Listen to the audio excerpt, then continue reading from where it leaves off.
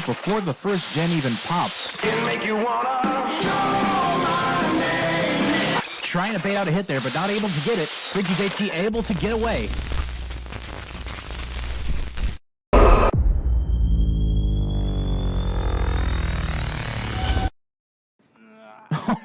That was a missed decisive strike.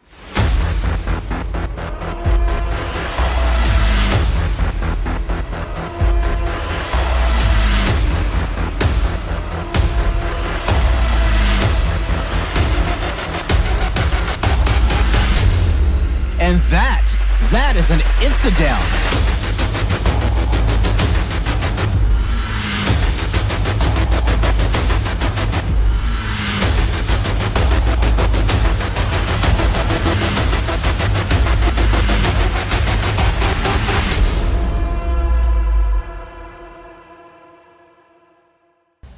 No pog cam?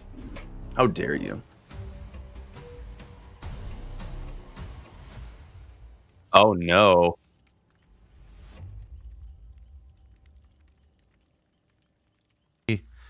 I totally forgot we were streaming at 6 o'clock. I feel like a moron.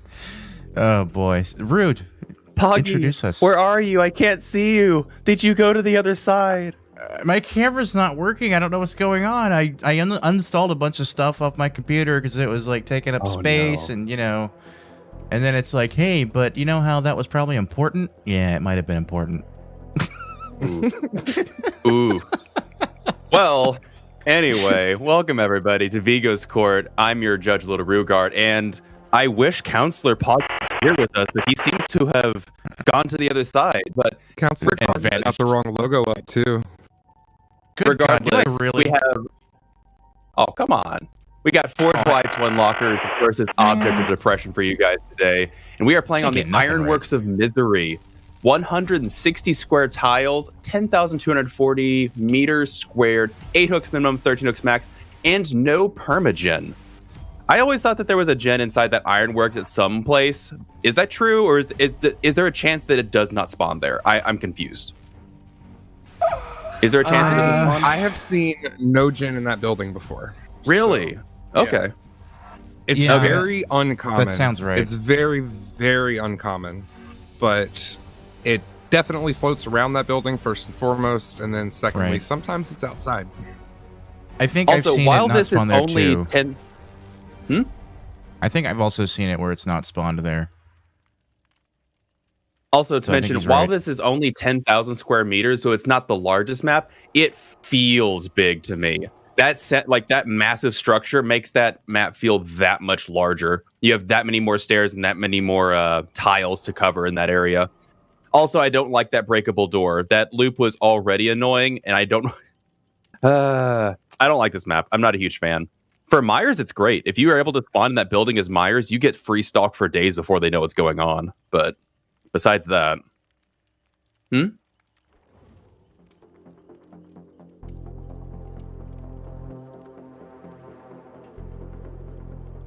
magic. I'm Absolute proud of you magic. for doing what was supposed to happen.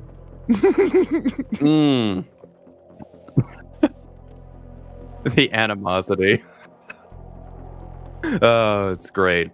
I'm gonna miss you, Poggy. I'm gonna miss the high fives that we can't do now. Those high fives are going to stack up.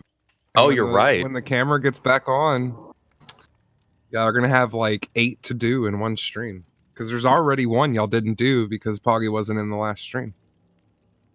That's true. That's a good point. We do have them a lot stacked up, so I guess we have to show up for the 10 o'clock one tonight. We got Guiltspire is going to be killing again. Twitch TTV Guiltspire. He does stream. You can go check him out.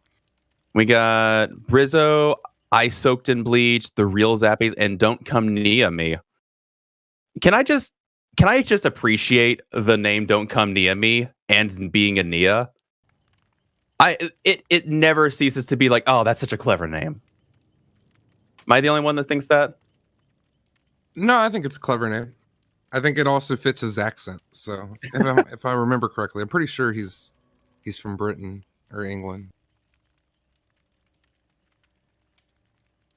So we should be ready in just a minute here. Both of these teams, I believe, 4 Dwights, 1 Locker lost their first match of the season, while Object of Depression, they lost to We Overslept, right? If I remember correctly. All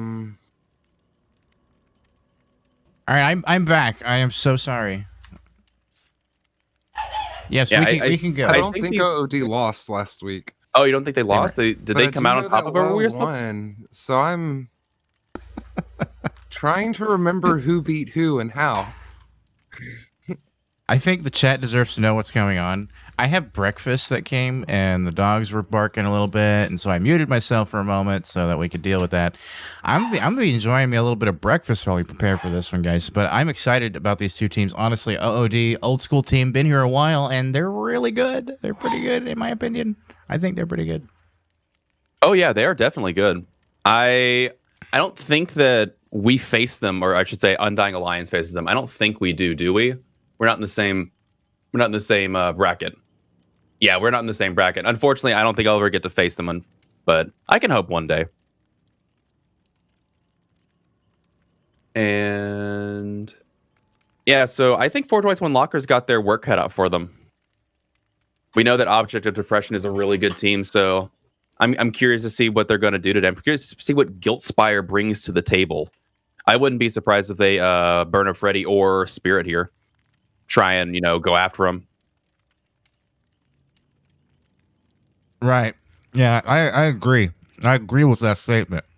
Totally listening to you. Oh my God, Poggy. So, yeah, Sample Text beat 4 Dwights, 1 Locker last week, and Woe beat 4 Dwights, 1 Locker this week. Oh, we're already starting week 3? This is week 3 match? This is week No. 2 still. We're only halfway Yeah. through the second week. And 4 Dwights, 1 Lockers already had a... Everyone is confused. I Okay. am We're definitely gonna- confused now. We're gonna get serious, guys. We're just having a little bit of early morning fun. Well, early morning for me. It's 6 a.m. over here, guys. Actually 7 a.m., but whatever. And Rue, Yeah, and the sun's it was going a little down late. for me. Sam was like, "Where the f is everyone? How come they're not in the chat yet?" And we're like, "Oh, it starts at 6. Oh, right, that's right." So yeah, we're gonna get serious. We're sorry about this, folks. We're getting set up, but yeah, they're getting readied up, and we're gonna be going in just a minute. Your predictions? How are they looking? 84% to 16 in favor of Object. That's not as close as far as I've seen other ones. I've seen other ones that are like 100% in favor of one team, but this one's a little bit divided. I don't think chat's going to be inherently wrong. I think Object of Depression definitely has the upper hand in this matchup, for sure. Again, I would love to see 4 Dwights rise to the occasion, but we've seen both these teams play. We know that Object of Depression is a very strong team. We'll just have to see. I'm curious Right. what Guiltspire brings. I can't imagine they don't try and bring a tier 1 killer here, just to try and get the upper hand right off the bat. I'm gonna And you have need to someone to say- cover the distance. I mean, to give credit, like you were saying, 4 Dwights, 1 Locker is also a pretty good team that we've seen so far, and I'm definitely excited to see them go up against another pretty decent team too. And Guiltspire was doing pretty well in the preseason and last week, so like I said, like you said, he may bring a tier 1 killer, and I don't know, because he knows this is not a joke team; that they're coming at it for real. Yeah. Also, I love Ninetail saying we start the stream 1 hour early and we lose our minds. Joke's on you, Ninetail. We never had our minds. Right? I was gonna say, I was just Shout like, out yeah. my girl Lumi, who's in the chat right now. Haunted Who? Lumi. What? My homegirl Haunted Lumi's in the chat. I gotta shout her out because she's the best fan in the world. Oh, I was in Almost chat earlier. Who was playing some chess, and someone was talking about how the smartphone generation causes Alzheimer's, and I said, I don't think that's true, but I forgot why. So that reminds me of That's a pretty great response, honestly. Like, I'd love to see the science behind that, but you're just like, this is such a ridiculous statement. I'm just going to go with it. It's fine. All right, ladies and gentlemen, we're loading in, and I'm going to go ahead and roll them rules video, and we'll be back, and we're going to be going at it hard. Hello everyone, we're going to be going over these rules and explaining how they work. So, 2 teams will go head-to-head, playing each roll twice for a total of 4 trials. In play order is home team kills, survives, and then kills. In addition, teams get points in the trial for objectives, escapes, and hooks. And teams can't bring or use keys, iridescents, event items, or add-ons. Survivors can only bring 2 of a perk or item. Survivors can only bring yellow and brown items, and BP bonuses are awarded post-trial. Broken rules may result in penalties or restarts. Okay, ladies and gentlemen, welcome to Week 2 matchup division rivals for Dwights One Locker versus Object of Depression. And you guys made your predictions already, and so we're going in now, and we'll be taking a look at this game as it finishes loading. I'm excited to see what killer we're going to see, because I mean, what? And maybe not Nurse, maybe not Spirit. Let's rule those 2 out. What do you think, Ru? Besides those 2, let's just say Really, not those 2. Huntress. Yeah, Maybe I would say Freddy. I think Freddy's just a solid, easy one. Oh, Huntress would be cool. That was not a not Huntress. Freddy was after it? all. It's a doctor. Yeah, that was a doctor. Doctor. So, ladies and gentlemen, we have ourselves a Doctor Twitch Guildspire playing the Doctor, and his build is pretty interesting, but I can't tell you what it is because reasons. And he's doing a static blast out in the open here. A very nice choice to do it a little bit towards the middle, and is able to find some survivors.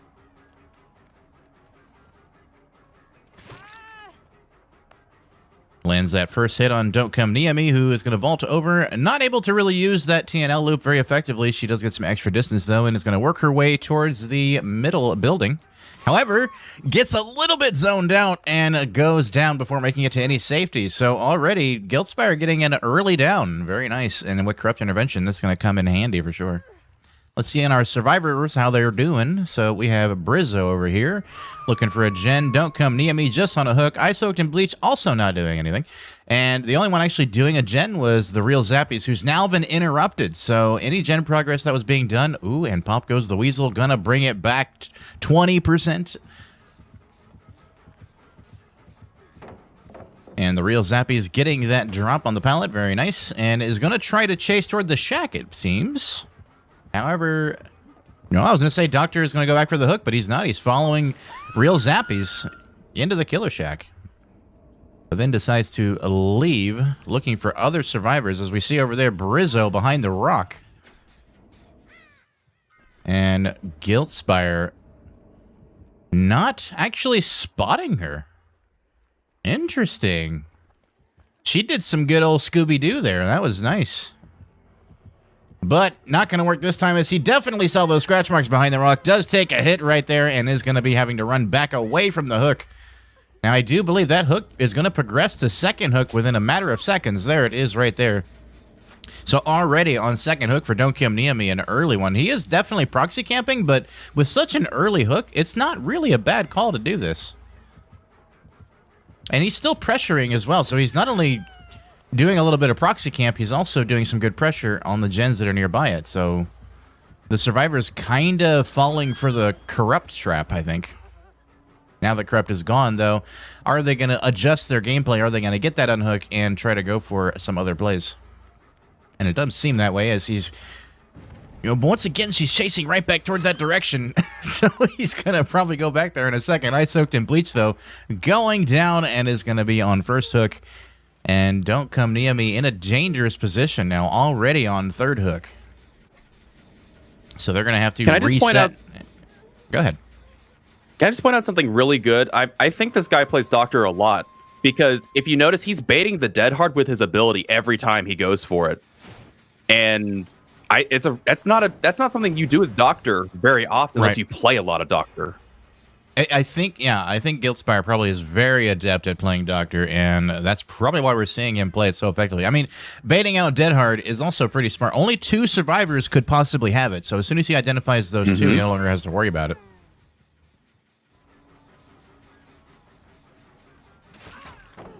Does land the hit on the Real Zappies, who is going to throw down the pallet early anyway. But unfortunately, it wasn't fast enough. And again, these survivors chasing too much around the hook is going to be dangerous for these players. Could also end up progressing Ice Soaked and Bleach the second hook if they're not careful. And we see the real Zappies kind of hanging around the back of Killer Shack. She needs to try to get some distance away from the hook, but she hasn't really managed to do that. And as a result, I believe Ice Soaked and Bleach also progressing to second hook as well. That is unlucky.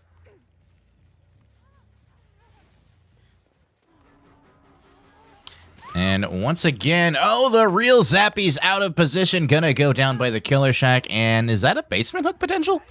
No, there's no basement in there. Okay, so I was thinking maybe there's a basement in the Killer Shack. But since there's not, he's going to have to go to another slightly farther one now. Is he going to make it to that hook? I think he makes this, but like with seconds to go, yeah. Mm-hmm. Yeah, they do get the unhook. But again, Ice Soaked and Bleach now on third hook, so just going down here could be potentially deadly. Unless, of course, they have that lovely decisive strike. However, he's not going for that player. This isn't actually bad play. So he's not camping these survivors down to death or anything. He's just camping them down to second hook. And not really fully camping, more proxy camping. But the survivors are really the ones making the mistake, allowing him to proxy camp by staying close and chasing too close to the hook. So, I mean, they're kind of messing up here, in my opinion.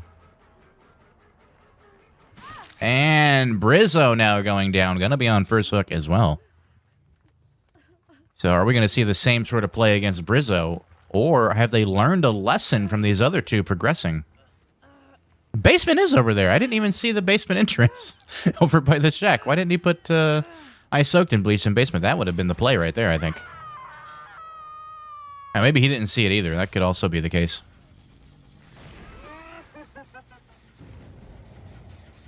And another pop goes the Weasel, and that's only 2 gens so far. I'm not entirely convinced he wants a basement hook all the time, just because these survivors have to come out in plain daylight to get it, and they're not even doing that adeptly half the time. Right. Yeah, I mean, they're having a little bit of trouble here. I don't know if it's just nerves or they're just not quite with it yet. I'm not sure, but they're struggling a little bit. And wow, she does get the stun though. The real Zappy is a nice stun on the Doctor, and she is going to have to work her way away because the Doctor's maybe committing? No, he decided not to commit.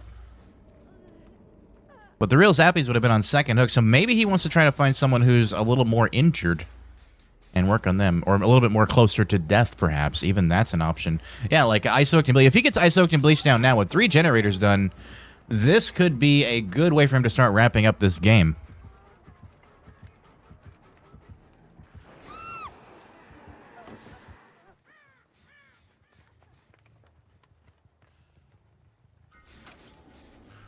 Checking on the survivors really quick. We don't see a whole lot going on. Mostly just working on gens, healing up, getting out of their mind. And, oh, is she going to make that? Oh, no, not unless you had Dead Heart. A little extra distance would have done it, but that's not going to be it. And that'll be Death Hook for Ice Soaked and Bleach, bringing the Doctor very far ahead. But these survivors are making sure work of these gens, too, so I don't know. They could still come out on top here and get a 3-man escape if they're lucky enough. But they haven't reset, so there are 2 injured players. 2/3 of the team are currently 1 hit away from going down very quickly, so really tough to say what could happen there.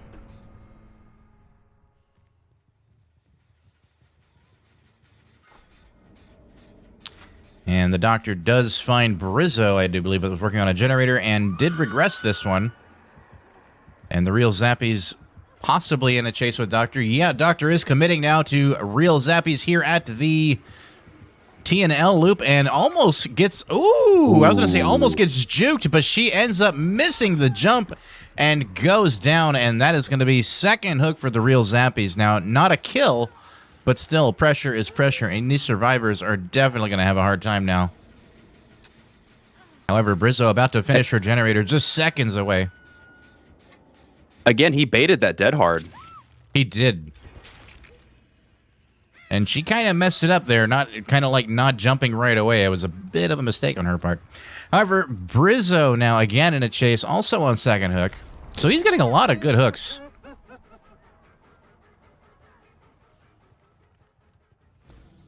However, Guiltspire once again not really sure where he's going. he seems to want to commit to something and then goes a different direction, then doesn't commit, and then kicks a pallet, and a little bit confusing, but I think that's part of what makes him strong, is that sometimes he's just kind of reconsidering his options as he goes along and adapting to the situation rather than committing to an idea immediately. Ooh, we do see Hatch right there by the hook, too, and Brizzo gonna probably go down again. No borrowed time, does go down really quickly, and gonna be on second hook? Second hook for Brizzo? Wait, did I get that backwards? The real Zappies was the one that got off the hook, wasn't it? I must have messed up. I am so sorry. I got him mixed up in my mind. I'm so sorry. We had it covered, though. We knew what was going on. Everybody else knew what was going on. I haven't had my Wheaties yet, okay? It's just a thing. Lies. We heard you eating. That wasn't Wheaties, though. The real Zappies.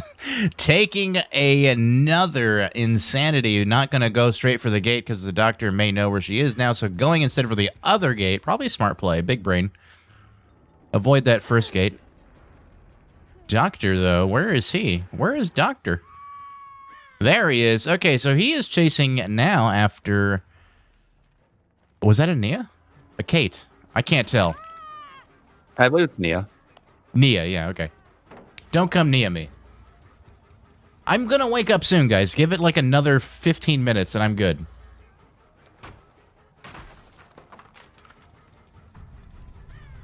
And that is a death for Brizzo. Progression to death hook. They were not able to secure the unhook. However, we could be seeing... Oh, I was going to say a two-man escape, but Don't Come Near Me caught out of place is going to go down, and that's going to be third hook for Don't Come Near Me. One hook away from a full four-man. Unfortunately, the real Zappies was able to get away. Don't Come Near Me doesn't, and Guiltspire didn't go for the hatch. Didn't want that extra point, I guess. Definitely could have made it there, but he didn't go for it. They may not realize that gives them a point. Maybe not. Maybe we should tell them in the endgame chat. Yeah. All right. Another thing Poggy was totally not doing was clipping enough, so I'm going to have to go through and reclip that game. But, yeah, it's all good. One thing to point out continue. At the point where you're saying he doesn't know where he's committing it, with there's three people left, there's one person on the hook. I think he was realizing there's a survivor that's not here right now. There's like at least one gen that I can't account for. I have to go figure out where that survivor is and see if they're about. Because if they had popped that gen while they were still chasing at Shack, I think it would have been an easy two-man escape at that point. But he went to that gen, saw that it was about halfway through, went back and managed to secure another a trade in the meantime. So it worked out for him in the end. Just it seems like they were playing very cautiously this game. That is a different build. You are right. Let's do the post-game review, and we'll look at that build again, and Rue, you can go over some of the details. However, again, I don't have the clips, so we'll have to maybe watch the full game back while we wait. Okay, ladies and gentlemen, you're watching Week 2 matchup Division Rivals for Dwights 1 Locker versus Object of Depression. A skilled team, but having a little trouble in their first game. Let's see how they do. Here was trial number 1 results. All 5 generators getting done. A nice, solid 5-gen from the team, but only one escape, unfortunately, with the Doctor doing equally as well, getting 8 hooks this game. Fantastic so far with 3 kills. So... a really close one, but ultimately, for Dwights 1 Locker, coming out 5 points ahead of Object in this first trial. Going into trial number 2, for Dwights 1 Locker will be leading, and yeah, that's the correct logo because I'm a genius. And so, they'll be leading into trial number 2. Let's get ready for that as we take a look at some clips that I did take, and of course, the saved game as well.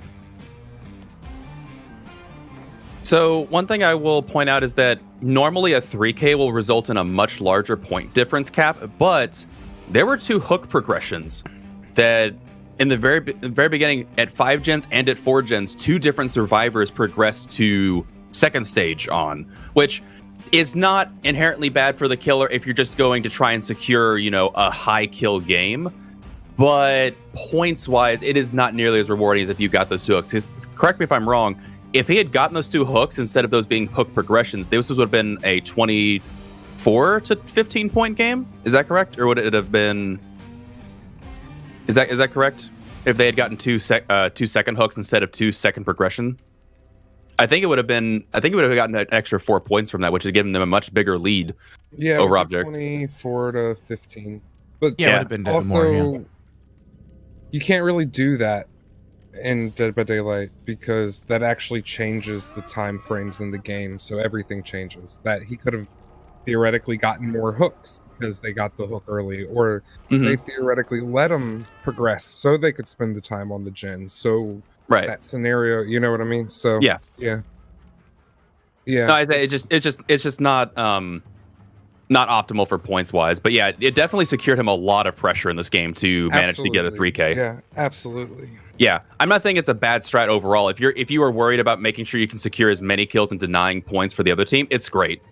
It's a great amount of pressure. I'm not saying it's bad. I'm just saying the normally when you see a 3K, it's a lot larger of a points difference when I've seen it, but still really good showing. Really good pressure. Usually most 3Ks you see are hatch escapes. True. That's also true. You very rarely see a 3K with someone getting the door and getting out. So I think that's probably the difference here. That's a good point too. This is a really close game already. Yeah. The door opening and an escape is a lot more points. That's a good point. I didn't think about that. These teams, to me, feel fairly evenly matched up to this point. Yeah, also finishing that last gen, you know, that's three whole points there. So it changes a lot for sure to get a natural escape instead of just getting the hatch. That also just probably goes to show how good Object of Depression is. Even with all that pressure the Doctor was applying to them the entire time, they still managed to get that far and even get an escape out of the door. So really good game overall. Go for it. The trial number 2 prediction is now sliding a bit. We were at 84-16 when we started in favor of Object. Now it's 59-41 in favor of Object. So slipping a little bit away from them. The audience is starting to think that Fort Dwights and Locker may have a chance. Ooh, I like that. I like the uncertainty. There's also, here comes Shiny. And we saw what Shiny did when he just woke up last week.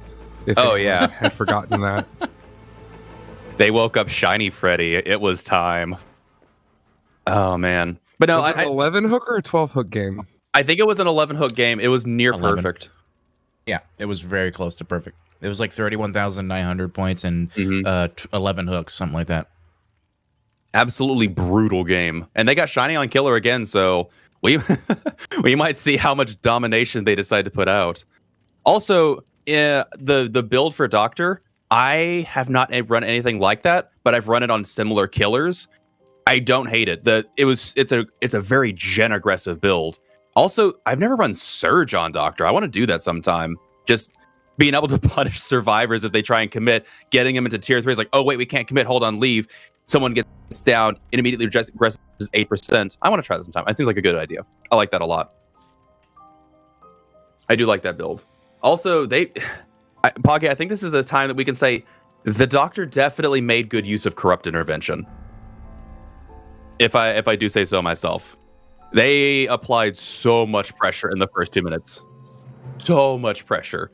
Because the survivors had no reason to leave that area. The Doctor didn't have a reason to leave it either. So pretty brutal they got caught out there in the open.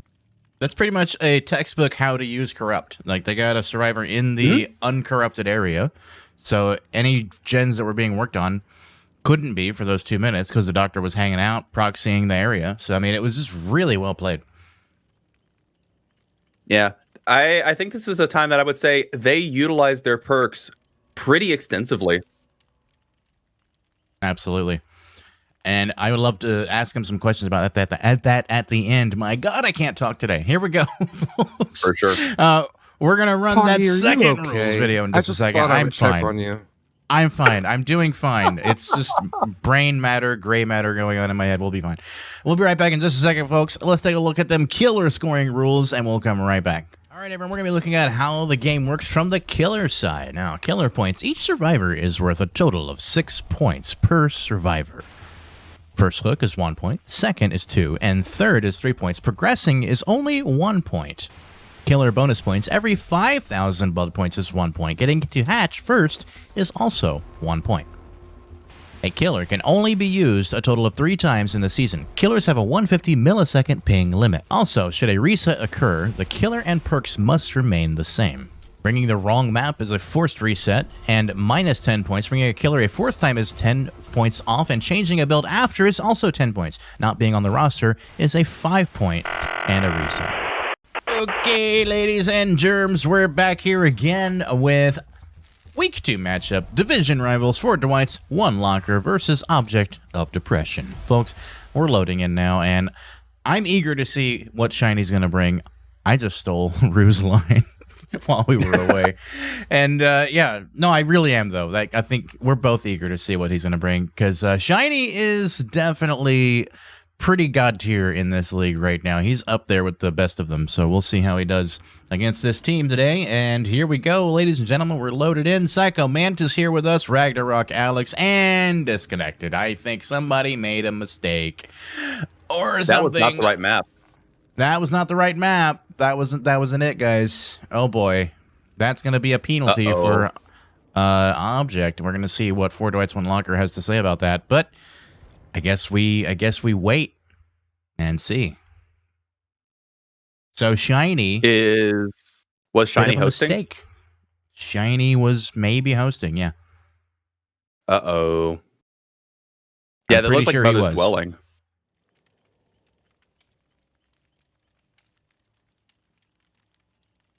Okay, so I guess we're going to be trying that again in a second here, but yeah, I'm pretty sure Shiny was the one that's hosting this. And Ironworks Move into Misery Killer for just a second selected. while I try to figure out. Okay. We're going to hold the game for a moment as I sit here with my sexy huntress. Oh, yes. Hello there, folks. How you doing? What's up? She is so... I didn't know you could actually turn the killer around while they're in this position. That is terrifying, if I'm being real with you. I kind of want to see what... Let's do it with the Michael Myers. Oh, God. No more, please. No. Anything else. Anything else. Jesus. Oh, my goodness. That's okay. I can work with that. So... Okay, folks, we're waiting to see what the word is from the Peanut Gallery on whether or not we're going to be taking the penalty on Object or not. And currently, I believe Sam is dealing with that in the back end. He'll pop in a second and let us know what's the word on the street. And I guess we'll find out in a second. So, as we look at our survivors. I'm moving the killer around when I'm talking now. I'm going to try doing that from now on. Oh, my word. That's right. Hello, everybody. My name is Poggy. Oh, no, Poggy, what have they done to you? Oh, man.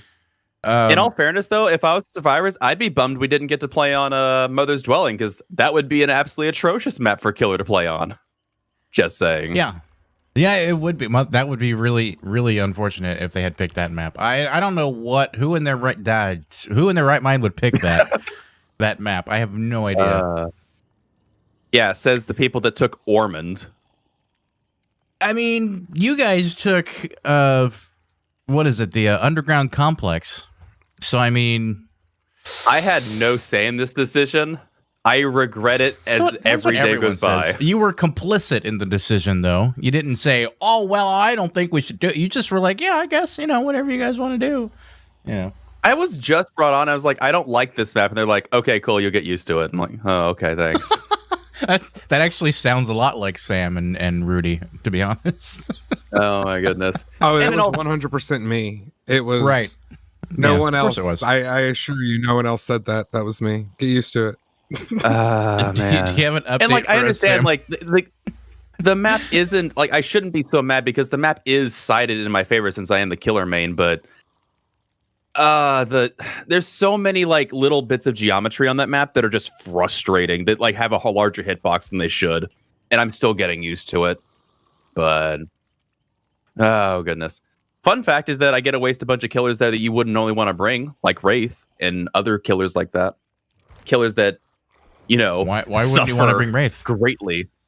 What's wrong with bringing Wraith? Because Wraith is pretty. Look how cute he is. Wraith is pretty bad outside of this map, in my opinion. I don't think Wraith is viable outside of this map, in my opinion, in a competitive setting. Whatever. No, I think every killer is viable in a competitive setting if you ban things like Object of Obsession. All right. Which we did. So we'll see. Penalty. Anyway, What's the even help. worst? Being enforced? What was that? I didn't hear you can Sam. move on. Yeah, Okay. yeah, you can move on. So But that's the it thing is is being that, enforced? Yes. Okay, I couldn't hear him because Rue was saying something, and then you kind of jumped in on it. So, yeah. So the score now going to be 5-20 for Object going into it. So they had a rough start on the Survivor Squad, and now Shiny really has his work cut out for him. I wonder how he's feeling about that. What do you think? Not too happy, I would imagine. That's a tough point that deficit to overcome. Yeah. Especially when you can't change killers after a penalty's applied. Right. Oh boy. We're gonna stay on this screen. We're not gonna go back to loading or to like the rules video. We're gonna stay here, but wow. That is gonna be Also, tough for them to come back from. When you said as long as perks are banned like Object of Obsession, Wraith doesn't even suffer against Object of Obsession. He's undetectable most of the time. It was an example, okay? Oh, okay. God. This guy. Poggard's breaking down, guys. We're having issues. I can't see Poggy. It's making things difficult. You couldn't see me anyway. You're not wrong. I'm You're not invisible. wrong. I've lost so much weight that if I turn sideways, I disappear. That's what's going on. Paper Mario? I've become two-dimensional. Okay, folks. We've all been two-dimensional. As a reminder, don't forget to hit that follow button, hit that subscribe button if you haven't already. We're here pretty much 4 days a week, at least 8 times, I hope. And we're loading in right now into this next game, and I believe this is the correct map now. So we're good. We're good to go. We're here with the Survivor Scheme, and we see, of course, we saw the pig last time. I saw her a little hat icon there, so we knew it was a pig going into this one. An interesting choice to bring pig on such a open map, but viable killer can definitely do it, and the helmets will be good for slowdown, the hats.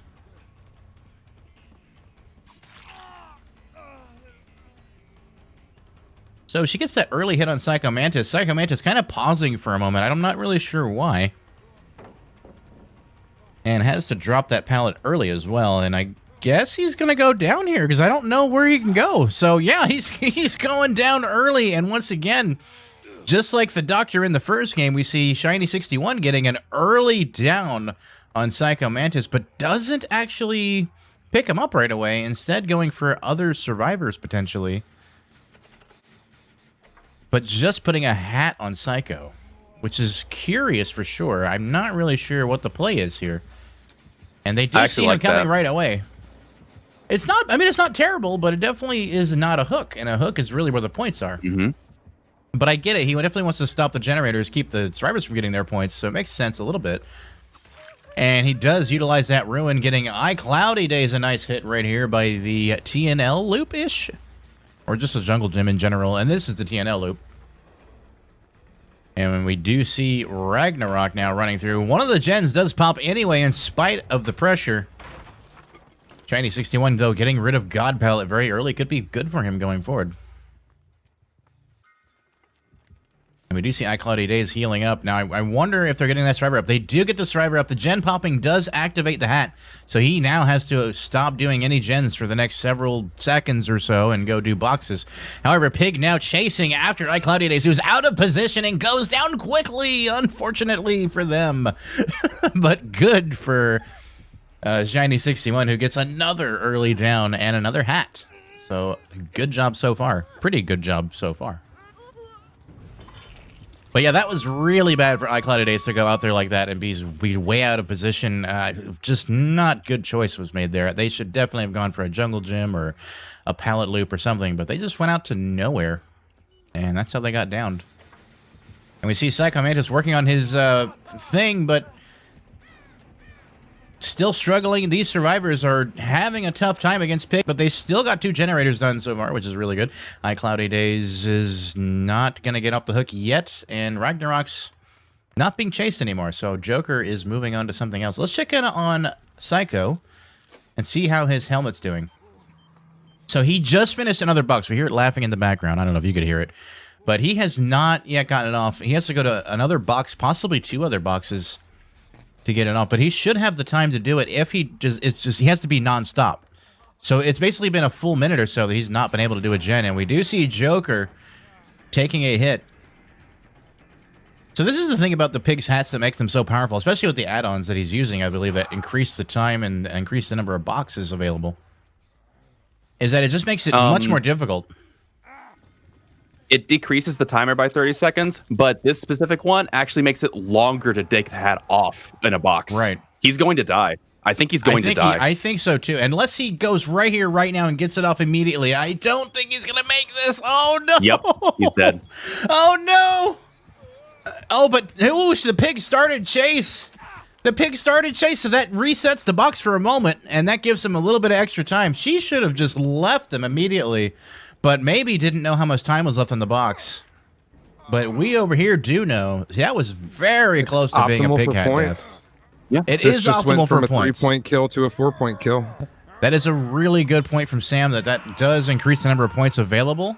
So, good job. Either way, though, I don't think the killer can see from their perspective exactly how much time is left, can they? Or nope, can they cannot. Because it shows it here, but I think this is spectator view, so I'm not completely sure about that. Anyway, Joker taking a down as well. So, Psycho Mantis is on a hook and is doing... What is he doing? Is he trying to 4%? He's 4%ing. I think he's trying to deny the extra points, because I think as soon as he gets off the hook, he's going to die anyway. I'm not really sure what the plan is. These guys are really struggling to make headway or make heads or tails of this situation that they're in. I don't even think they know what to do. I feel utterly lost trying to comment on this. Is it just me, or is this like a really bizarre I'm fascinated by the circumstances? Strategy and the recognition of the strategy from both sides. So Got I'm it. Yeah. I'm loving it personally. I feel extremely lost, but also fascinated, like you were saying. Like, this is so intriguing. Psycho Mantis going to die, though, progressing all the way to 3rd hook. Oh my goodness, what a mess they're getting it made into. Cloudy Days also going to get another hat, and that'll be her last hat for the game, luckily for them. They haven't finished another generator, though, so they don't have to worry about the hat timer yet. But at the same time, not finishing a generator means they're not getting more points. And Cloudy Days, of course, on 3rd hook, going to die right now. So I don't know. This is... Rube, help me out here, because I feel completely befuddled. So Psycho Mantis realized that they were dead, and so they went for the 4%, not hoping to actually Kobe. I think they were just looking to deny the Pig as many points as possible, not letting him get a hat kill as well as the extra hook That's points. what I thought too, yeah. These players both know the rules, and so I think they're telling each other how to play around the rules to deny Object of Depression as many points as possible. I mean, that's kind of what I suspected too, is that they were trying to deny those points, right? Smart. So, I mean, it makes sense. It really was pretty smart, yeah. Joker AFX 400, I guess, had bottled time or borrowed time, whichever one it was, and is going to take it down here if he's not careful. Ooh, dead hard, though, and she baits a dead hard. Chinese 61 not falling for it. Definitely going to bait it out. But he definitely held on to that dead hard for a while. That was close. But it still wasn't enough even then to get him to safety, unfortunately. Now, where is this last survivor? He's doing for the 4-man slug. Shiny 61 is doing phenomenal, but as someone in the chat pointed out, Lesbian Love saying point starving. Yeah, they're point starving him. They're not letting him get those extra hook points because they know they were dead and all that stuff. So, I mean, it makes sense, their playstyle to respond to it, to prevent Object from getting too much of a head start. So one thing also worth pointing out is the strategy for Shiny, putting that trap and then not hooking Psycho Mantis, worked perfectly, but then they realized it and they countered it because it took them the entire 4 boxes. There it is. Yeah, So it that's took them the GG's. entire 4 boxes to get the hat. Oh, you can't hear? I just said that's GG's. Yep.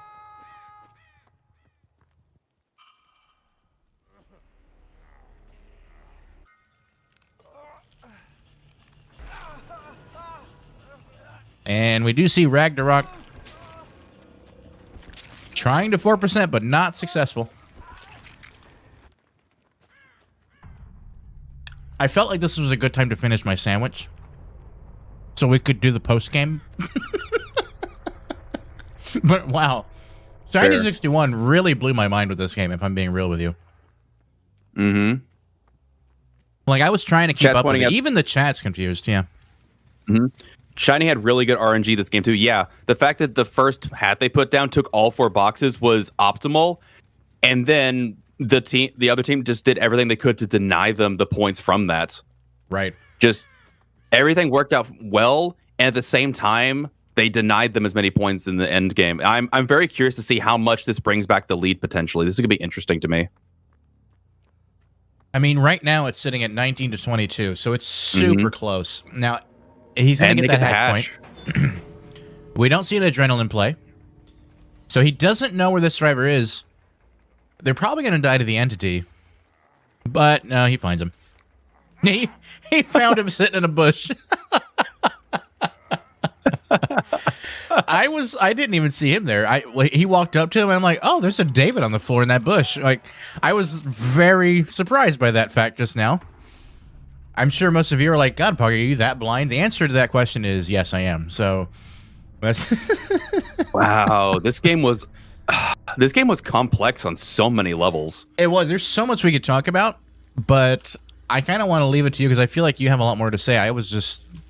I'm still having trouble to find the right words for it because there was just so much strategy that I couldn't have from both sides that I could not have anticipated. There's a lot to say. Why don't you talk about it a bit? Psycho Mantis did the optimal play, got it really early down, dropped a hat on them, did not want to let the survivors get more gens done, and they went and interrupted 2 people doing a gen. So that was 2 people that were not on a gen. 1 gen popped, activated Psycho Mantis' trap. Optimal. Chased around, got some hits with Sloppy, made them waste their time. That was good. And then after that, just completely chasing them around. And then Psycho Mantis got the worst case RNG where it took all 4 boxes to get the hat off. And as you saw with the second add-on, it takes longer to get that hat off. So it was optimal.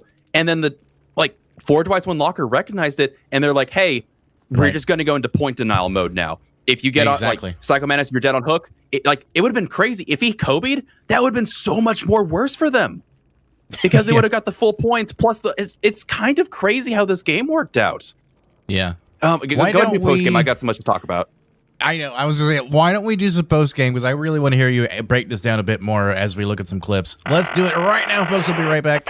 Here we go. 4 Dwights, 1 Locker, Week 2 matchup versus Object of Depression, folks. Welcome. Hope you're enjoying the show. This is Vigo's Court, and here is your trial number 2 post-game review. We saw only 2 generators getting done, which is rough. And a total of 0 escapes. Unfortunately, David didn't make it to the hatch, and 7 hooks. That's not a great score, but not bad either, a 4K.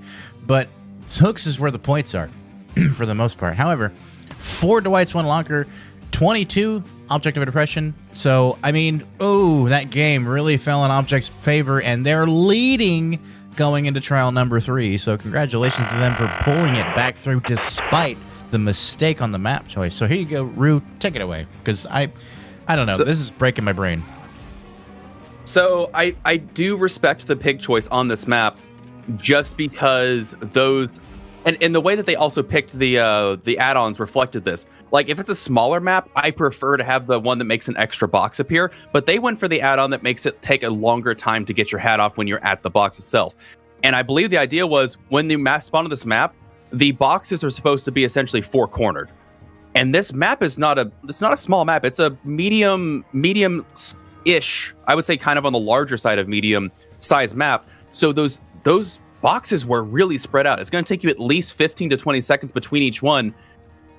and they got the right RNG. And so they were kind of gambling on that first hat, like hoping it wasn't going to be off in the first two. Either way, it does slow the game down, but I think they were hoping, hey, there is a good chance Psycho Mantis dies from this hat early, and that gives me so much pressure because, a hat kill gives you quite a good amount of points. And they recognized it. They were on the fourth box. They knew they weren't going to get it off. We knew they weren't going to get it off. And Pig hooked them and, get extra points. Smart on their part. And then they're like, hey, Psycho Mantis, you're dead. Try, don't, try to Kobe, but we don't really want you to try to Kobe because you're dead anyway. Just kill yourself on hook. And, deny as many points. That was smart recognition. I'm curious who the shot caller is for this team, because that was an incredibly smart play. There's a lot of questions I want to ask both teams regarding this game. And then after that, they realized, like, hey, we've still got 3 gens we need to do. Psycho Mantis is effectively dead. Mm-hmm. There's a lot of hook progressions that happened. I think they were just trying to get gens where they could to make the score as not lopsided as possible. Didn't end up getting that many gens done in objectives. And not to mention, because Psycho Mantis died so early and did nothing because they were either slugged for half of the game or doing pig boxes for half the game, they barely had more than 4,000 points, which is brutal for your survivor bonus point score. And then on top of that, Cloudy Days had a similar issue where they were chased, put on a hook after putting a hat on, and then got to hook progression. They didn't do that much that game either. They were constantly trying to walk around the map and get their hat off. Same thing with Psycho Mantis. They barely had 6,000 points.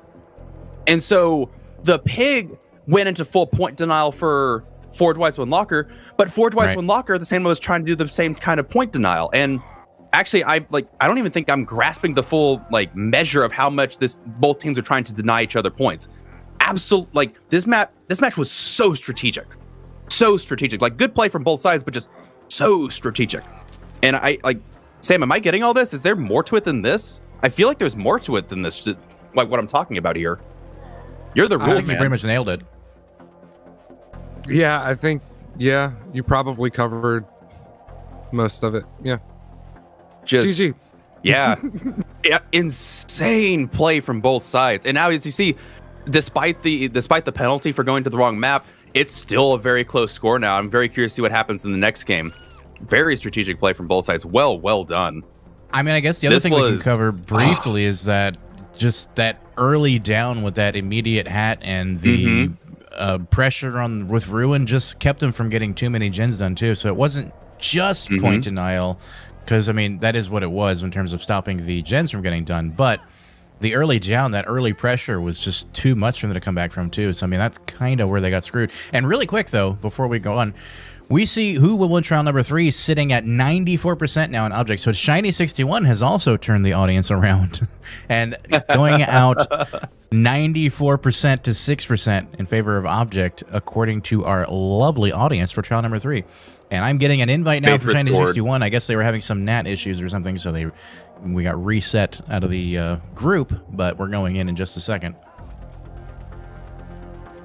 You know, I do agree. The early down did implement a lot of pressure, but the fact that it took all 4 of those boxes was insane. Like that is some crazy RNG on that one. Because if you had got that hat off on the first or second one, this game would have been entirely different. Which is the thing that some, people complain about Pig, is that there is a huge element of RNG to her. And one of the suggested fixes is, she has 4 hats, make them have predetermined outcomes 1 through 4. Like a hat that takes 1, a hat that takes 2, a hat that takes 3, a hat that takes 4. Because then you can talk to your teammates, hey, my hat took 3, so we got that out of the way. The next 3, it's a 1 and a 2 and a 4. But I don't know if they will address that anytime soon. It's just one of the aspects of Pig that makes it so weird. She can be so brutal, or it's that time it's like, oh, they got in my trap, first try. It's like, okay, cool. My hat did nothing. It was just 500 points. Yeah, actually, the fact that there's a lot of RNG is what makes people think that DBD can't be competitive. However, the fact that these teams are going to go, head-to-head against many other teams, it kind of ends up evening out. So even RNG is not going to ultimately decide the fate of who's going to be in the finals or not. So, I mean, and even so, they play 4 games per match, too. So, it's it's tough to give credit to RNG for like a long-term win. You can't rely on RNG to win in this, league at all. So 100%. Yeah, of course. The and to be fair, they are implementing certain measures to deal with certain aspects of RNG, like in the PTB patch that's coming soon. They changed the way that traps work as far as getting out. Now it's instead of being the 25% chance to escape, it's the 18% chance, but you're guaranteed not to go above 6 tries. I think that was the yes, 6 tries is the max. Yeah, and your chances increase as you go up. Yeah, it's a good change. The chances of them getting out of the trap the first and second go down significantly, but you're guaranteed you're not going to be stuck there. You're like, 12 attempts later, okay, can I just be third hooked already? I'm tired of pressing M1 over and over again. So I think it's a feel good for both sides. I think it's a really good change. I'm really glad they did that.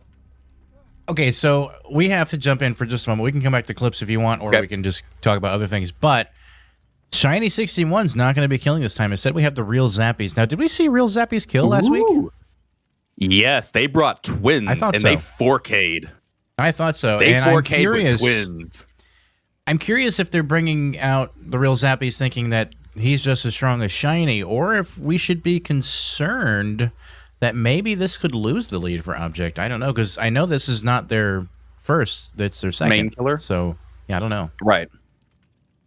I don't know. Like, they didn't have a bad showing last time, so I can't say that it's, I don't think they're a weak killer by any means. No. You're not wrong. This might not be the best idea, but I guess we'll just have to see. I'm very curious. Maybe they're going to bring one of their mains. Maybe that's the thing, is that maybe Zappies has a main that they want to try out. I don't know.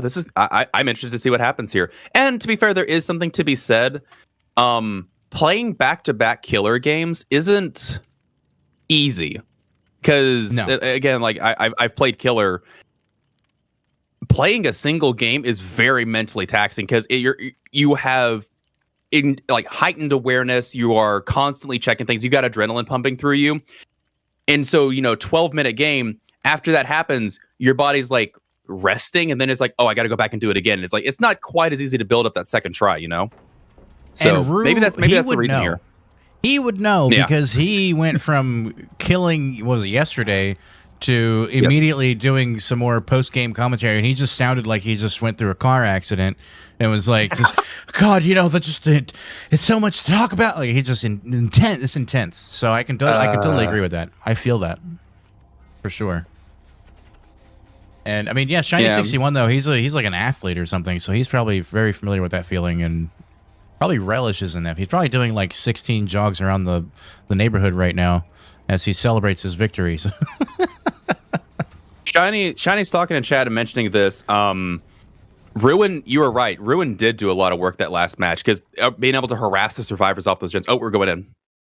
Yeah, we'll come back to you in a second. We're going to go ahead and run them survivor rules, and we'll be back after this. All right, folks, we're going to be looking at how the survivors side earns their points, and let's look at all their objective score points, counting down from 5 generators. 5 and 4 are worth 1 point each, 3 and 2 gens are worth 2 points each, and 1 is worth 3 points.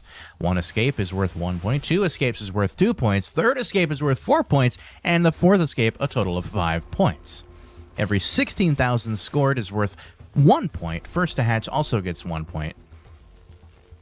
Survivor penalties: bringing banned or limited items, perks, or add-ons is minus 10 points. Changing build after reset is also minus 10 points. And starting with the wrong skin or avatar or a non-listed roster player is minus 5 points as well.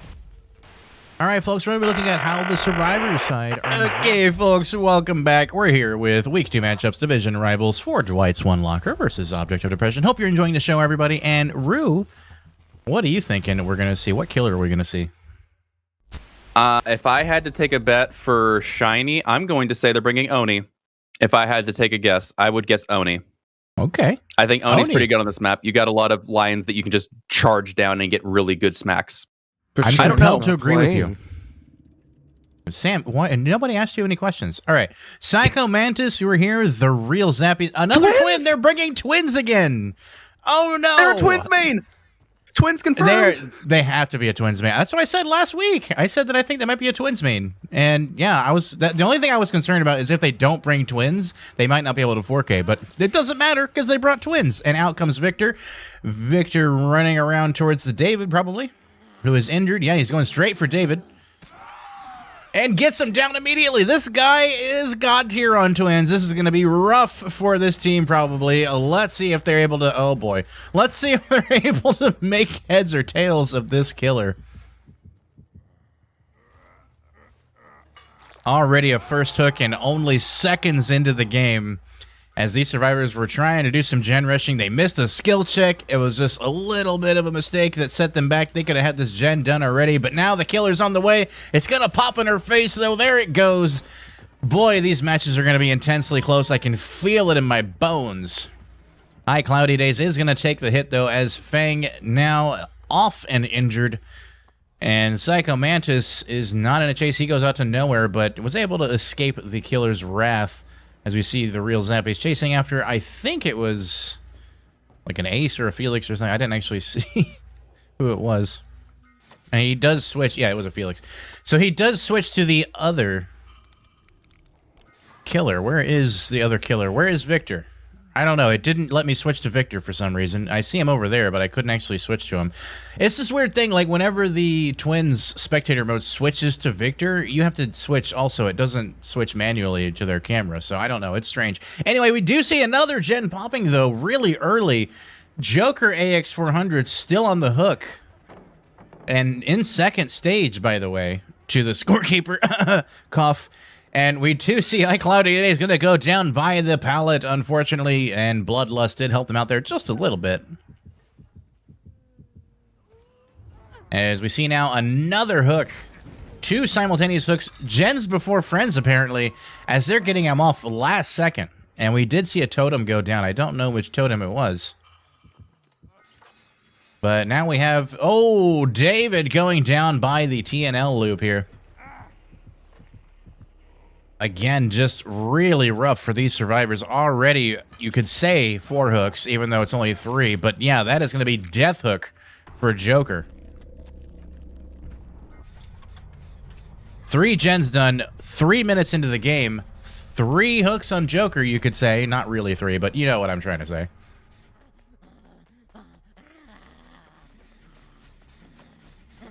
And is going to find... whatever survivor this is, this survivor, Psycho Mantis taking a Victor to the face, unfortunately. And a reminder, when you have Victor on your face, you are oblivious, you're blinded, basically. Like, you cannot see where the killer is. So if they're in a chase right now, they wouldn't even know until they see the killer right on top of them. But we do see that Charlotte is following pretty close behind. And again, this is not a safe space to be doing this. Oh, you're going to get out of position here. You want to get out quickly, but... very nice jukes by Psycho Mantis, able to do some 360ing and get out of the way, but not going to be enough as he does go down, because ultimately there's just no safety over here. I don't know why survivors keep going over to this side of the map. There's nothing here. This is not a good place to be unless you have balanced landing, because you can balance landing your way off the hill. Otherwise, I would stay away. However, Psycho Mantis now going to be on first hook, and another generator popping as well. As Ragnarok Alex walking his way safely towards the hook, not wanting to leave scratch marks or give any indication as to where they are. However, I don't think Victor can see scratch marks. I don't believe so either. I think it's just blood. It is just blood. So iCloudy Day is going to go in for the unhook, I believe. And these survivors... ooh, we did see a Victor play from quite a way there. Ragnarok Alex taking another Victor to the face. And we do want to see what happens. This is just fun to watch. I just like watching Victor just do that to their faces, honestly. That's just my favorite thing. It's like the best thing in this game next to Head On. So we do see Psycho Mantis finally getting off the hook. And the real Zappy is now working his way around to... yeah, working his way back to Psycho Mantis again. Who just got healed. Literally, that is... oh my god, that's terrifying. No more, please. Dead by Daylight, stop. Oh no. I think when they said that you have to get inside the survivor's head, that's not what they meant. iCloudy Days is off out of the TNL loop. They were in a safe loop, and then they kind of separated from the TNL loop and did end up taking a hit there, which is unfortunate. However, we do see again Victor being released onto these survivors. And oh no, Fang gonna go down, possibly right here by this pallet. Not able to drop it in time. iCloudy Days going down. And we're going to see Charlotte going in for the hook on iCloudy Days. Yep, going straight for it. Very smart. And a second hook for iCloudy Days. Ragnarok Alex not taking a hook yet. He needs to maybe think about taking the next hook, trying to get some aggro or something, because these survivors are gonna be screwed if he doesn't. Not that he wants to just give himself to the killer, but he definitely doesn't want the other survivors to be the ones taking aggro. And we see the real Zappy's sort of not getting too far from the hook. He's not proxy camping it, but he just wants to stay within line of sight just to see what's going on. And, ooh, Ragnarok Alex is going to be taking the Victor onto his face. I almost said the killer onto his face, which, I mean, I guess is still accurate, but I was trying to say the guy's name. Victor. That is Gremlin. actually Let's call him a horrifying. That is, it isn't it? It's really not comforting at all. So, Real Zappies again, sending out Victor. And the Gremlin gets a down on Ragnarok. But generators are still getting, even with all this pressure, there's still gens getting done. However, iCloudy Days dead on hook, progressing all the way to third hook. And Ragnarok Alex going to be on first hook. Psycho Mantis would be on second hook if he gets hooked again. Interesting choice for Real Zappies not to go for a four-man slug, but doesn't matter because he immediately finds Psycho Mantis, getting him down as the gen pops. One gen remaining. Why is he switching to the other character? What's this about? I think they were checking for the Kobe. He's switching back. Yeah, they might have been, yeah. Okay, so now he definitely wants to find Hatch before he lets go, I think, and kills Psycho Mantis. And he's going to be checking inside of the Killer Shack. Not able to find it here, so he's going to move on and look around these jungle gyms. There's only a handful of places it usually spawns, and this is kind of the general area. Or it'll spawn inside the main building, but that's not as common that I've seen. I think that was it right there. I think he just walked right past it.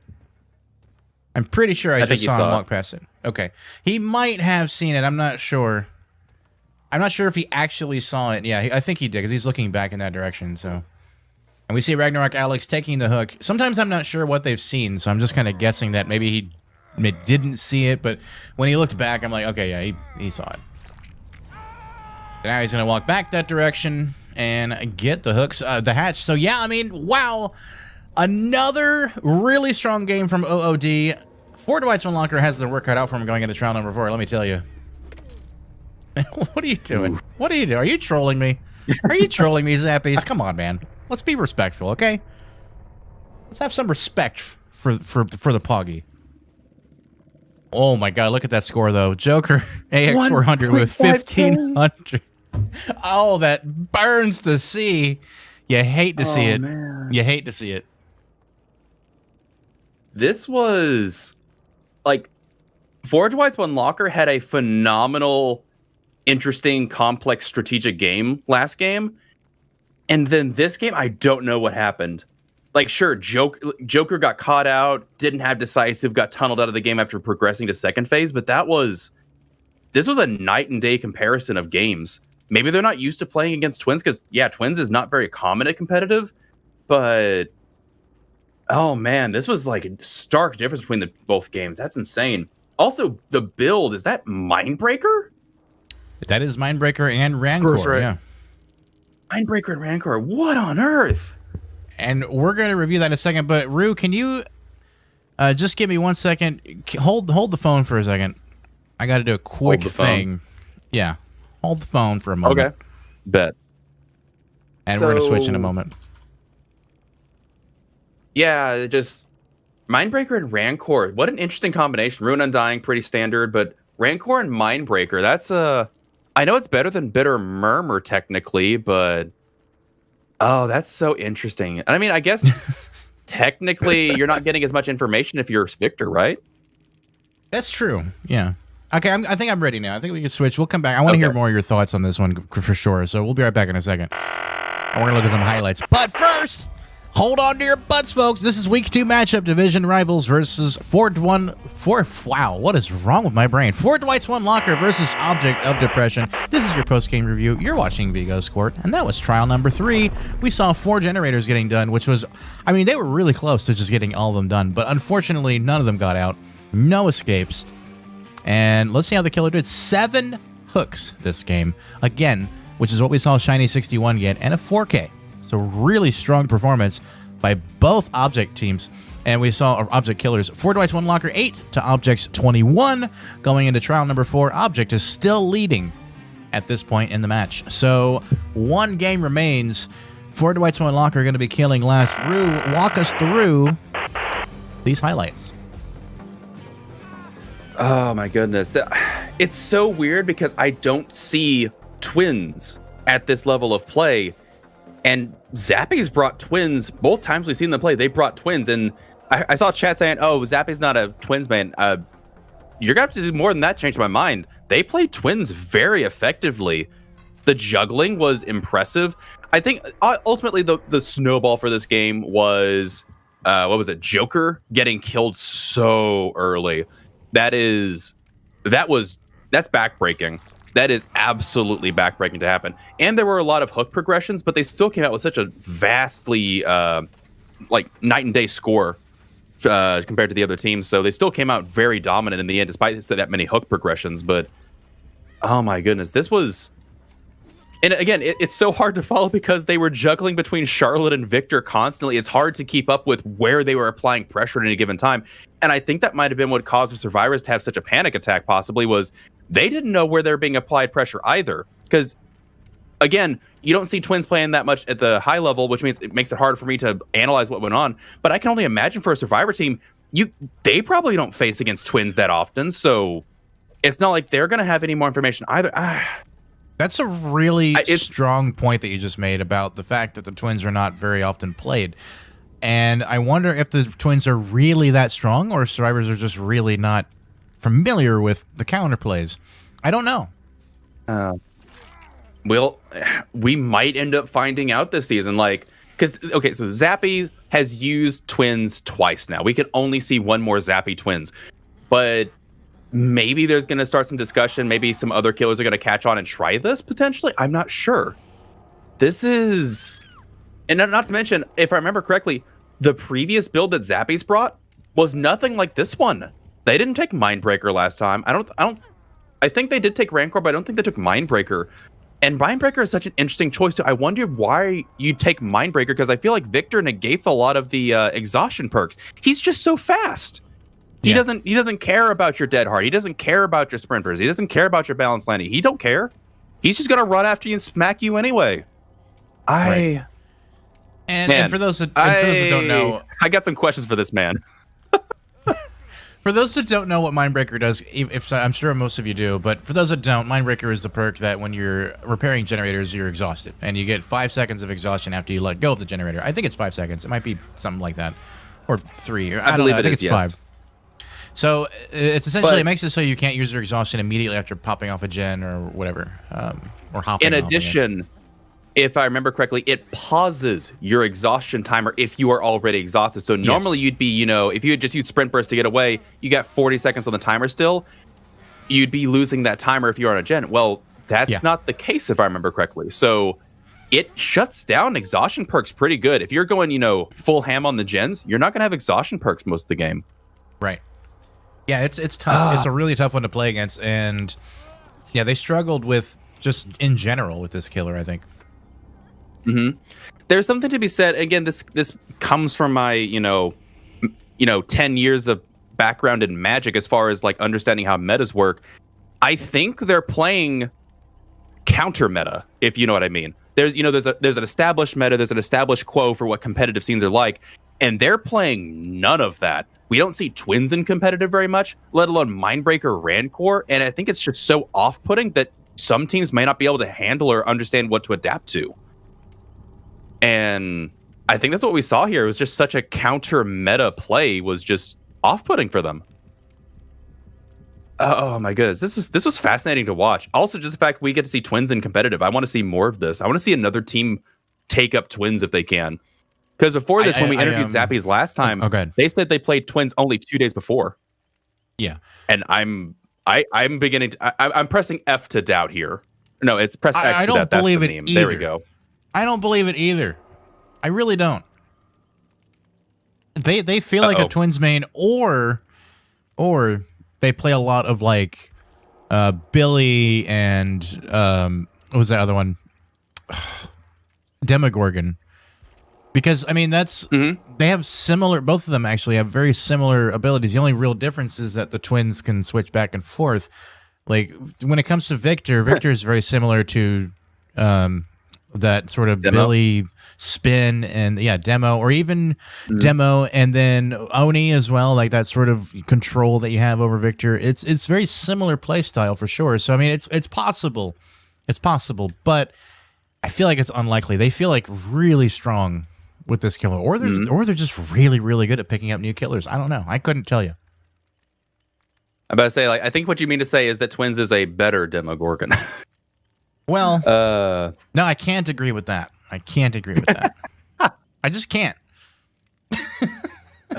You're right, because it's just Victor that's better. No, oh my goodness! Stop it! You just can't. You can't. You're not going to convince me that Victor is better than Demogorgon. The fact that he can do the same ability but can get stomped on when you can't stomp on Demogorgon. It's not the same ability. Victor can go over pallets. Demogorgon just breaks them. Please. Oh, please. How often do we see that? Okay. How often? Actually, okay, can we get a poll in the chat asking which is better, Victor or Demogorgon? I want to see what chat says on this audience. Ladies and gentlemen, we want to know what you think. Sam, throw up a poll if you can, or I can do it if you want. But I would be curious too. Quick. I'm pretty sure if we're just comparing Victor to Demogorgon, Demogorgon wins. To me, easy. Let's call it Twins to Demogorgon. To be fair. All right. We'll do this. We'll do a quick 2-minute poll there. Get everybody's opinion. Wow. I'm very curious what chat has here. I'm very curious. It's very rare that Rue and I disagree. Yeah, I did it. Oh. Yeah, well, sorry.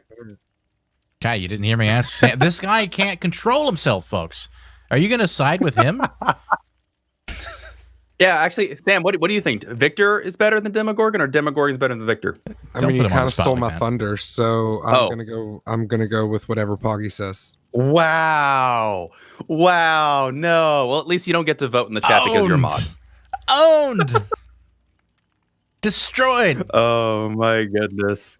Oh, ladies and gentlemen. I think chat's about to side with me, though. I think they're gonna start a mutiny with me. No, they're not. They're not gonna side with you.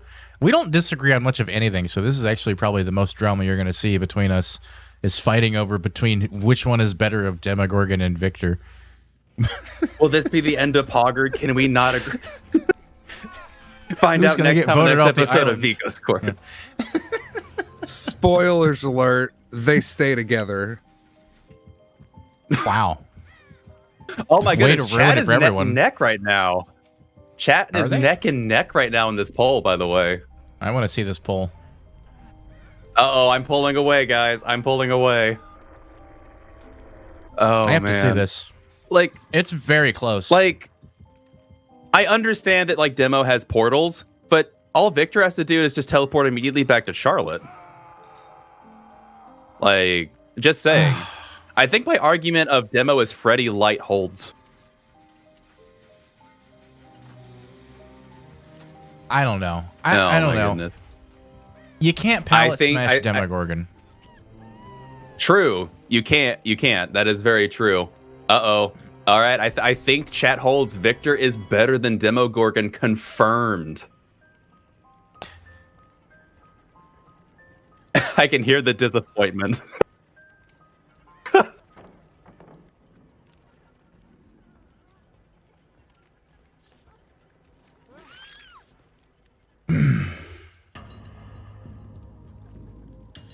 All right, folks, we're going in now. We're going to run the rules again, but for trial number 4, you can get a better look at how the game is played, so we'll be right back in just a minute. Hello, everyone. We're going to be going over these rules and explaining how they work. So, 2 teams will go head-to-head, playing each role twice for a total of 4 trials.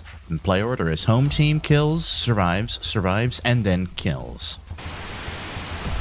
In addition, teams get points in the trial for objectives, escapes, and hooks. And teams can't bring or use keys, iridescents, event items, or add-ons. Survivors can only bring 2 of a perk or item. Survivors can only bring yellow and brown items, and BP bonuses are awarded post-trial. Broken rules may result in penalties or restarts. Alright, folks, we're back here again. Division Rivals Week 2 matchup for Dwights One Locker versus Object of Depression. We're about to jump into the game right now. We're seconds away from loading in, and scorekeeper, did it not correctly reset the scores and move everything to the correct position? Is it not working? Is it broken, Sam? Because if it is, I need to fix it right now.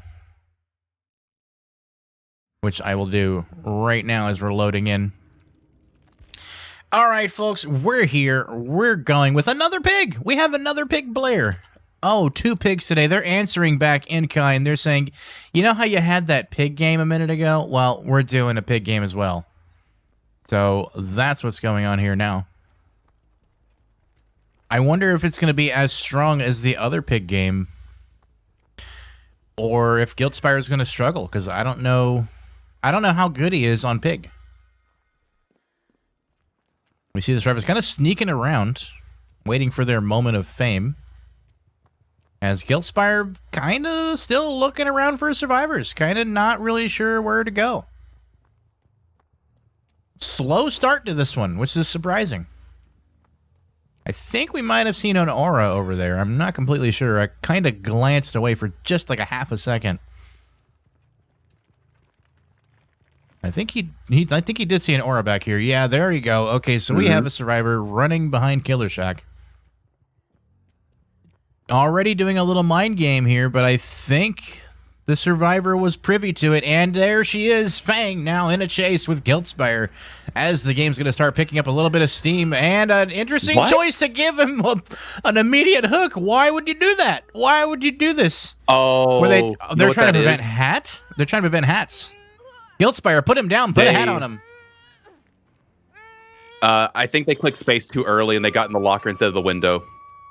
That actually makes sense. I have done that many times now that you say it out loud. I'm like, you know what? That's probably exactly what happened. That is probably exactly. So essentially, if you guys don't know, when you're running past Killer Shack, those lockers, if you press spacebar slightly too early, you can actually end up jumping inside of a locker as you're passing by it on accident. If you're running slightly too close to the lockers and you're pressing that spacebar, just mashing it, which is not uncommon. It's very common for high-level play to do that, because you're just mashing it down in preparation for hitting the window. However, we do see now, Don't Come Near Me taking a hit right at this pallet. Not going to drop it, unfortunately, so does end up taking a hit. Gets that extra speed boost, though, and is going to work her way to the Ironworks of Misery, and 1 generator pops meanwhile. And these survivors did get the unhook on Fang, and now that's 3 injuries on their team so far, with 1 hook to 1 generator. Ooh, and a nice balanced landing. Gonna give her that extra distance and a whiff. And gonna use her ability, but not gonna be good enough. Oh, but she goes down with it anyway. Holy shit. What? So she was able to get the down as the pallet came down. That is fascinating. And a hat, too. Whoa. That was like instantaneous pallet to pallet to growl pounce. That was fascinating. I'm surprised that worked. I thought they were going to, come out of stealth and block it or something, not just hit them, because they got a delay time. They must. Maybe that one of the add-ons is increasing or decreasing the time. I don't know. I can't really see the add-ons. No? I can see them, but I don't know what they are. That looks like the same add-ons we just saw, though, so I'm not completely sure.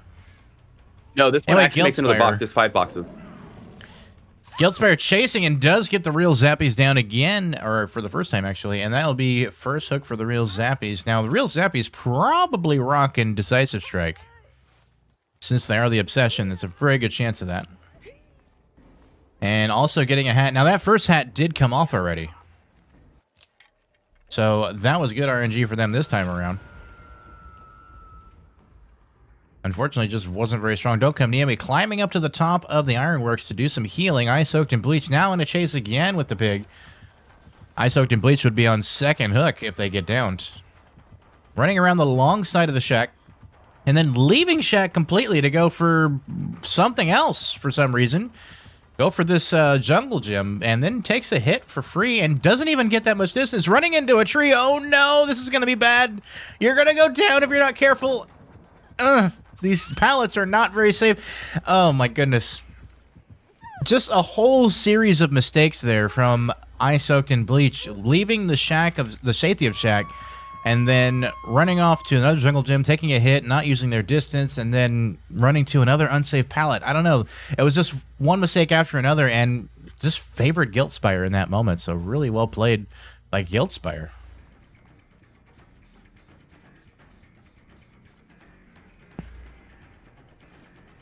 And once again, we do see them running at Killer Shack. Now, you might say that maybe they were trying to save God Pallet, and I don't know if I buy that, because they also left the other pallet too. So I don't know if that was just them being greedy or what. Anyway, we do see Guildspire hopping through the window as Nia was very close, but she is going to have enough distance to get to the pallet and will be dropping it early. Ice Soaked in Bleach very close to Death Hook here if they're not going to get off here. There we go. Brizzo getting Ice Soaked in Bleach off the hook. And Don't Come Near Me does go down just outside of the TNL loop. And that'll be second over Don't Come Near Me. And let's check in on the real Zappies. Because he's working on hat stuff, right? You're trying to get that hat off, I hope. Yes. Other side, my friend. There you go. So the real Zappies now trying to get a hat off, and Ice Soaked in Bleach fully healed. Don't Come Near Me and Brizzo are going to be the ones. So she's going to be going for the Don't Come Near Me on the hook, I believe. They didn't get it off. See, they didn't get it off. So they have yet another one, but now momentarily in chase, that will save them the time they need to get to the next one. Oh, no, they got interrupted on it. That's what happened. They did. They got interrupted in chase. Oh, wait. Did they get interrupted off the box? Yeah, they got interrupted off the box. They got to do it again. This could be a very similar situation to the first game we saw with Pig. Brizzo is injured and is trying to avoid going down, but I think they might have made a mistake here and maybe going down right by the outside of the pallet. They do, unfortunately, aren't able to make it. And Brizzo now taking a hat. Let's take a look at the real Zepper to see how they're doing. Can you switch, please? Oh, my God. There we go. Hey, they got it up just in time. Very close. Very close on that one.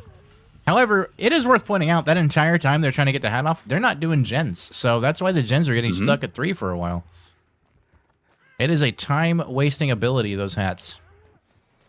Ice Soaked in Bleach in a chase with the pig once again, and no safety over here for Fang. Unfortunately, that pallet is gone, so she's going to want to switch to another jungle gym, but doesn't. And I think Pig's coming out the other side. There she is, coming through the shack. Mind gaming Ice Soaked in Bleach very effectively. And she is, of course, going to go down. This is very strange. Ice Soaked in Bleach is making some interesting decisions, because as soon as they knew that there was no pallet there anymore, they should have left Killer Shack. But before, when there was a pallet, they left Killer Shack early and then took a hit. I don't know. Strange choices. And third hook for Ice Soaked in Bleach. Go ahead and comment on that. Why did they put a hat on them, though? That was a wasted hat, in my opinion, unless they want the points. I think that was a mistake. I think that was a mistake. I do believe that when they were downing them, they didn't realize they were on third hook. They might have lost count of their hooks. It's possible. I've done that many times where I forget which one's on third hook, and it just doesn't feel like you hooked them that many times, and you're like, oh, they're dead. Okay. Oh, all right, then. So it's like, that's kind of how it goes sometimes. Brizzo 3005's hat has now activated, and that's the last hat on the map right now. as the real Zappies is going to be on second hook if they get down. Don't come near me, of course, on death hook already. So 2 kills. So it really doesn't matter that she used that last hat in the sense that it's like, you know, there's already 2 deaths now. And there's only 2 gens left. So, I mean, it's kind of a shutdown at this point for them. They can easily pull out a 4K from this. Alpha Demo has a good point. Yeah, go ahead. Alpha Demo said this game is an example of why you don't go down earlier and you drop pallets on the pig. I agree. Not dropping pallets and getting down this early was really bad. Yeah, that happened last time too with the other pig game. I mean, that's exactly what happened. They went down so quickly, and it just ended up playing against them very badly. So the real Zappies is going to be on second hook as we see it. Brizzo possibly going inside of a locker? Maybe? Yeah, there you go. So is Brizzo going to let them die? Is that the plan? They're on comm, so we'll find out what their decision is. Hatch has spawned. Oh, they did. Yeah, so the real Zappies is taking the death so that Brizzo can potentially find Hatch. Or with how close this game is, that might be game breaking. It very well could be. She knows where Hatch is. She already knows. Did she know? It had to have already spawned there. It had to have. Yeah, I think she knew. She must have known. Wow. Yeah. Holy shit. So that 1 point could make the difference in whether or not this game goes to Object or for Dwights One Locker. You guys who voted, I bet you're like, oh my god, please let it be the team I voted for, but we're not going to know for sure until this game is tallied up. So you're going to just have to wait and see. Sam, they're on the edge of their seats. Get these points in. They need to know. 53 to 54 at this particular moment. Let's see where it goes. This is the closest game by far that I've seen. Holy cow. I think Object is going to pull it out by the skin of their ass on this one. As we see them going up. I think that escape decided it. I don't think it did. I think the blood points are pulling it far enough ahead where the escape didn't actually decide it. But let's find out. Because the escape's 1 point, the hatch is 1 point. That's only 2 points. Score's right. Yeah, that score, wow. 57 to 53 in favor of Object of Depression, barely pulling it out ahead. Let's take a look at this post-game review, and we'll be right back.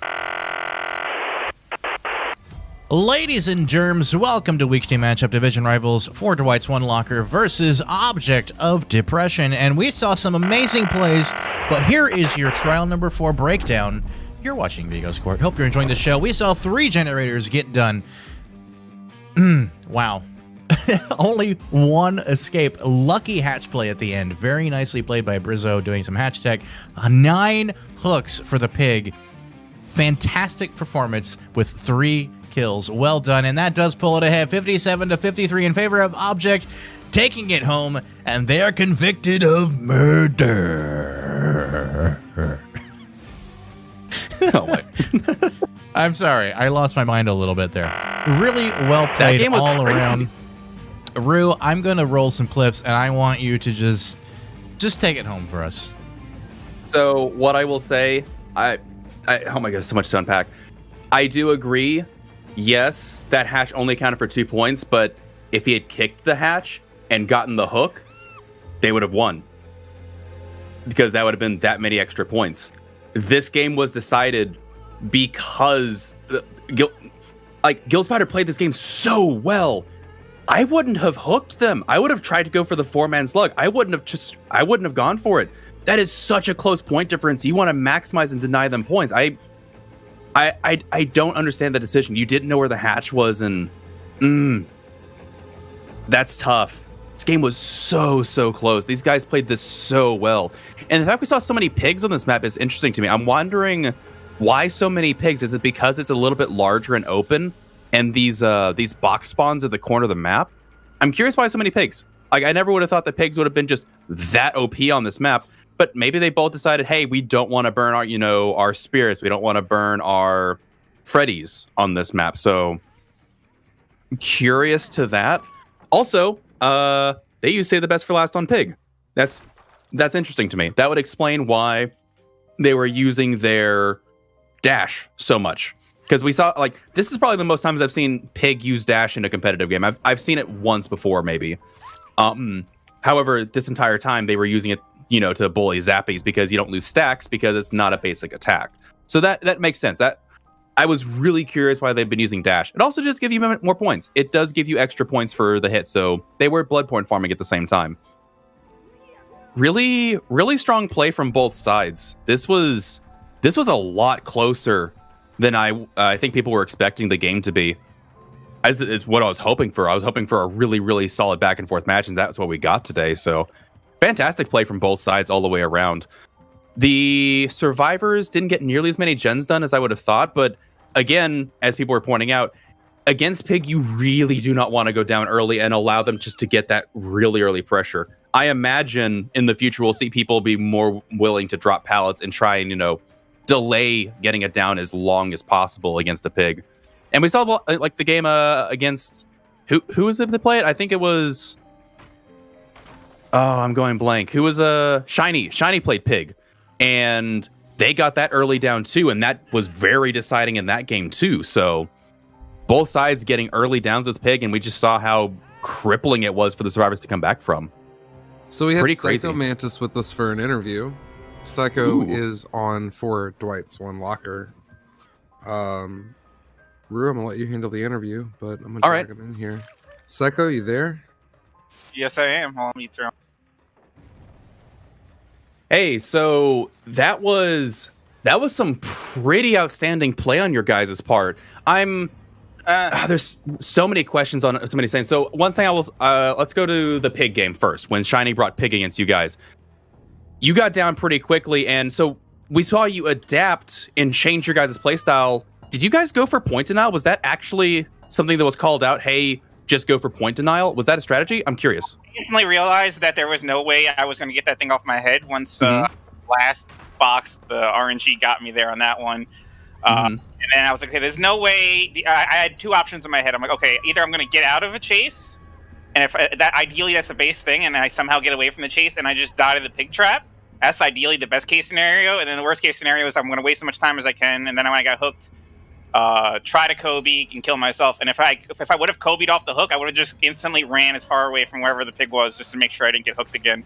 Cloudy actually was coming back to say, I'm going to save you anyway for the points. And I said, no, I don't think, they were going to give them more points if I get off this hook because I'm going to die anyway.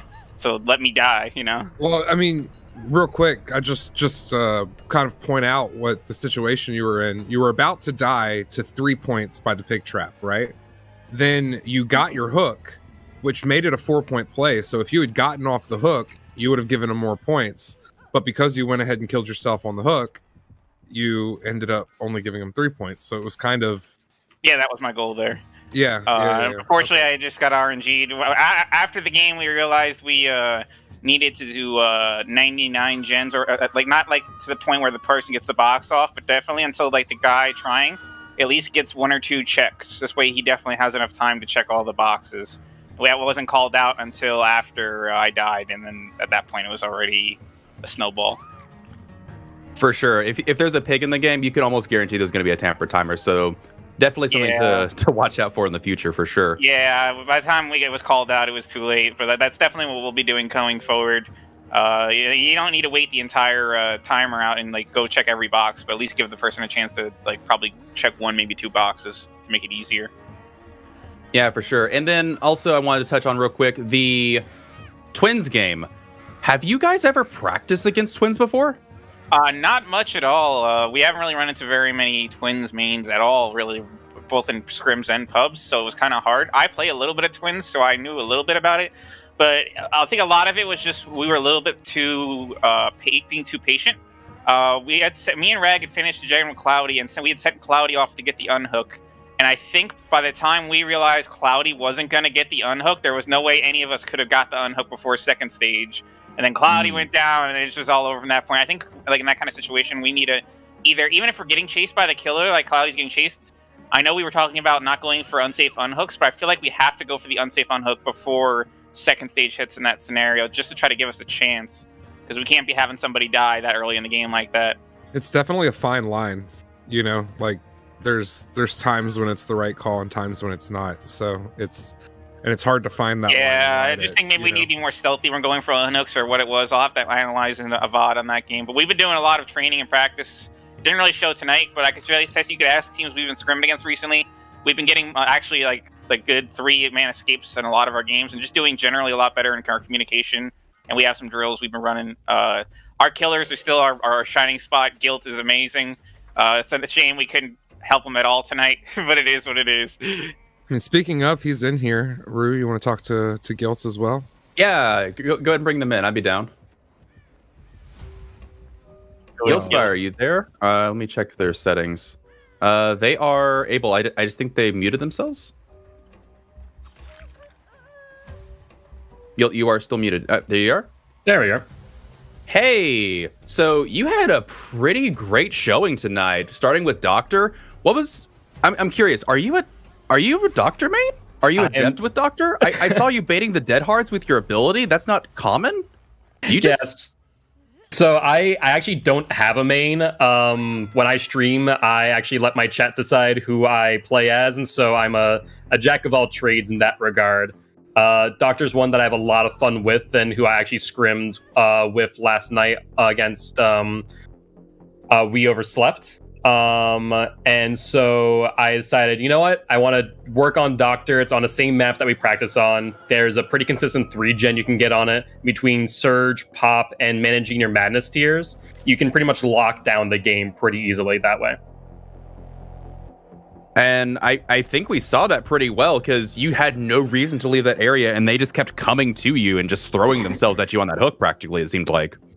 Yeah, my main goal, and I took some criticism and feedback from Weaver Slept and Sample Text, who I've scrimmed with before, who told me I need to be a little bit more ruthless and get people to second stage, because I'm pubs. This is my first league, and so I still have that pub mentality of, okay, walk away from hook, it'll be fine, just get the down again. But no, that doesn't work in this league. And I had to give Lil Rugard the same speech, actually. He'll yeah. It is night and day difference, 100%. But you seem to have adapted pretty optimally. And thank you. Then you came around and played Pig, and I was very curious in the beginning of the match, because I saw you use their dash, and that's not very common.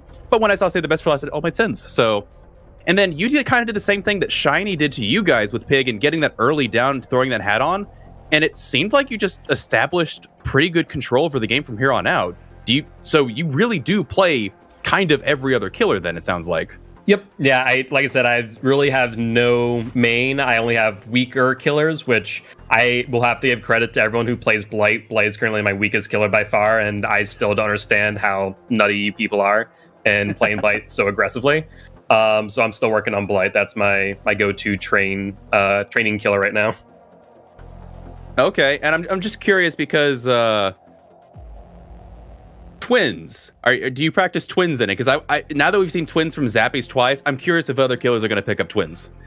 Twins is an interesting one. I feel like Twins is really underestimated, undervalued in comparison to other killers, and I feel like in the right hands it can be really strong. I feel like Twins in this league, you need to be on point of Victor. If you're getting kicked, if you're whiffing your shots, then it's not going to get a lot of value out of it. So I don't feel like we'll see a lot of Twins, though maybe someone will surprise me. For myself, Twins is probably lower on my list of killers that I will probably end up playing, but who knows?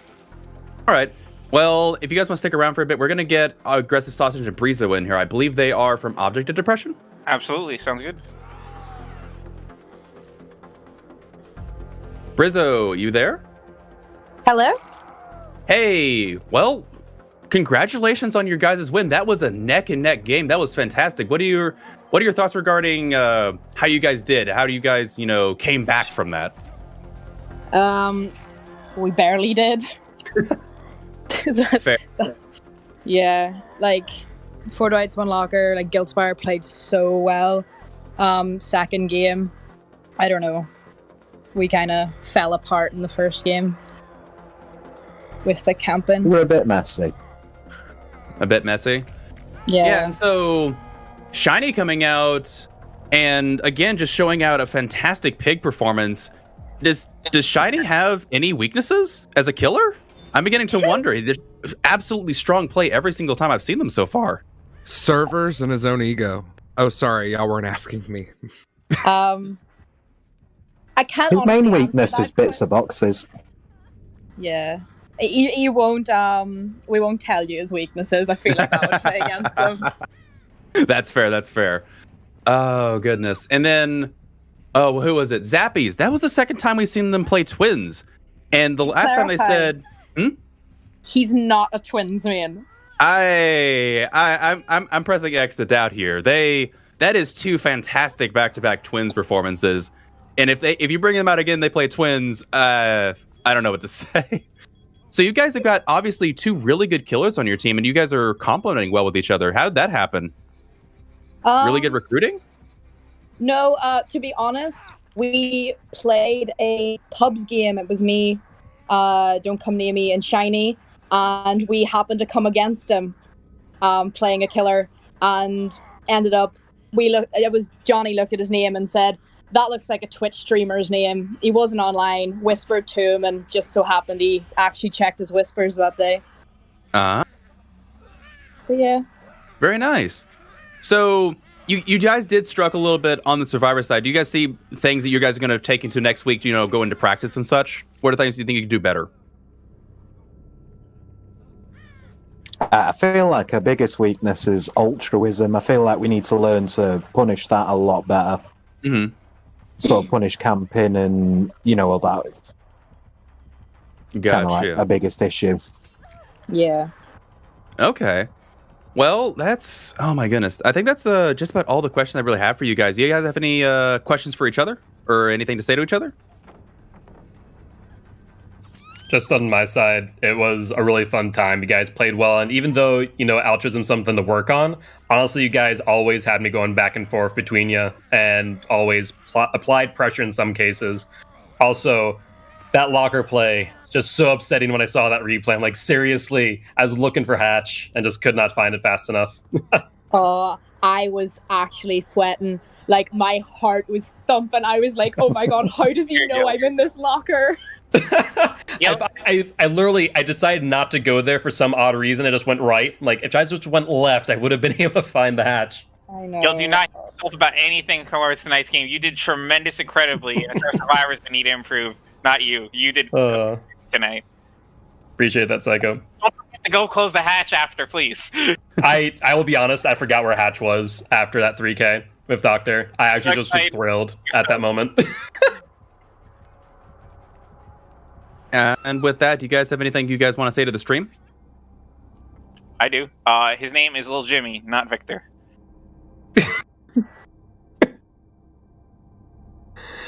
We call him Gremlin. Oh my god, Pog, I mean, Rugard disappeared. I'm like cut in half right now. Oh my god. I have powers. Oh goodness. I miss you, Poggy. Come back to me. I fixed it. I'm right here. You fixed it? I didn't go anywhere. I fixed You're right it. Look, you're all fine now. You're totally fine. Oh my goodness. Thank you all so much. Also, goodness. I have one last question. Guildspire, how come you haven't come on and commentated yet? I'm going to keep asking that every time you come on here and do an interview. So he wants to get rid of me. We haven't asked him. I was about to say, I haven't gotten a message that said last time, shoot me a message, and I didn't hear anything. Is that what we said? Oh, I thought no. Okay, never mind. I'm sorry. I got so much on my plate. I just forgot. I'm so sorry. All good, all good. We'll get Can back I to say you. one more thing? No. Yeah, go for it. Okay, yes. Wow. Oh, okay. We have our finals now against CDM, like in 10 minutes. So I think we all appreciate if some people could go over and root for us there, both teams, Whoop, whoop. because we are the frenemy teams everywhere we go. Absolutely. Where is this? I'll post a link. Okay, yeah. Bet. I'll go check that out. Thank you for letting us know. That's really cool. Well, if I might check it out as well. I thought y'all already played, honestly. No, literally starting in 10 minutes. It's a bit stressful day. And I'm sure you after guys will do great. After that, then what? Yeah. Rue? after that, we have a 10 o'clock Eastern Standard Time game. And who is it? I actually do not know tonight's matchup. What is it, Poggy? Port Mafia, versus Loop Artists. He asked Poggy. Oh my goodness, that's tonight? Yes. Oh, that's going to be a game. Oh my goodness, guys, you don't want to miss that. That's going to be so exciting. I thought that was tomorrow. That's so awesome. Okay, sweet. Yeah, Guys, come back at 10 p.m. tonight, Eastern Standard Time, for a matchup you do not want to miss. Loop Artist and Port Mafia going head-to-head. I am excited for this. And with that said, I think that concludes our stream for the evening. If you haven't checked us out on vigoscourt.tv, do so. We got merch for our teams. You can get stickers and shirts to represent your favorite team. Go check them out there. We also have Patreon, patreon.com/vigoscourt. If you haven't checked us out on there, do so. Thank you for watching. Follow, subscribe, share us with your friends and family. This is Vigo's Court. You just saw 4 Dwights, 1 Locker, an Object of Depression. Object of Depression pulling it out in a nail biter at the very end. I'm your Judge Rugard. Poggy was with us in spirit today. We will see you tonight at 10 p.m. Eastern Standard Time. I'm using Insidious. Have a great still. evening. All right, later, guys. You are Insidious. Spirit alone.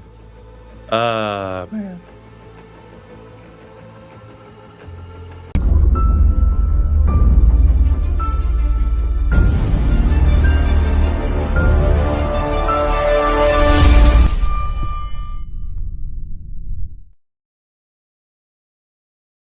So before the first gen even pops. It make you wanna call my name. Trying to bait out a hit there, but not able to get it. Ricky JT able to get away.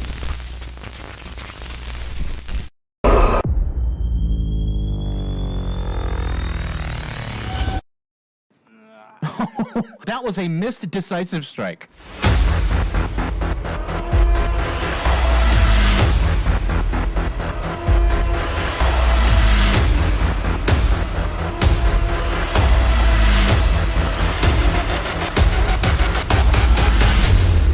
And that is an insta-down.